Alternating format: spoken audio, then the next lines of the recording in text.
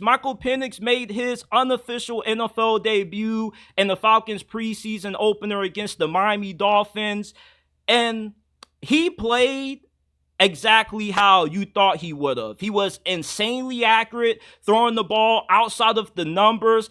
Anytime he took a shot deep, either it resulted in a big play happening, or you look back at it and you say, man, if the wide receiver would have kept running, or if he didn't drop it, that would have been another dime.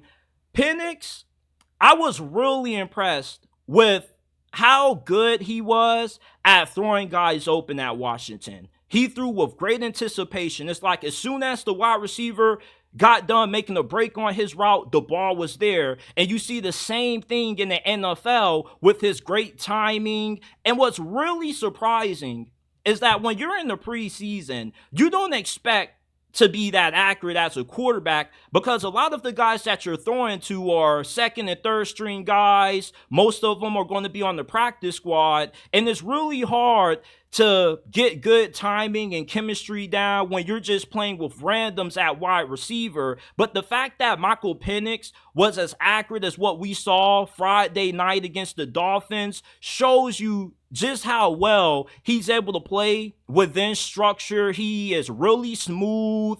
There's no wasted motion with Michael Penix. You know, this dude, when he drops back, is with a sense of urgency. He's looking to get the ball out fast, and he's looking to do so before the wide receiver gets done finishing his route. And his anticipation and timing is why I was really high on him coming out of UW, because those are two really important traits that you gotta have to succeed at the NFL level. You don't have a lot of time to sit back there all day and find open wide receivers, and a lot of the windows are really small, so you have to kind of anticipate when guys are going to break on the out route, or when guys are going to make that cut on that slant route, so you can get the ball ahead of time to them and not hold the ball longer than need be. Now, some of his incompletions to me were on the receivers. Some of the receivers, like there was one pass that he threw in the red zone where he got absolutely obliterated. There was an open rusher who just came and let the wood down on Michael Penix, but yet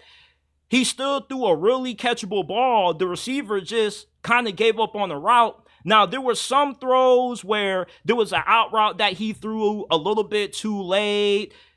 There still are some things that he needs to clean up, but overall, that 9-16 stat line is really misleading, because I really believe that he went 13-16. Some of those were drops. Some of those the receivers just gave up. If this was the complete first-team offense with Kyle Pitts and Drake London, Michael Penix would have had a fantastic debut in the stat sheet department. But when you watch this game with the eye test, it's definitely understandable why Atlanta ended up reaching for him where they did.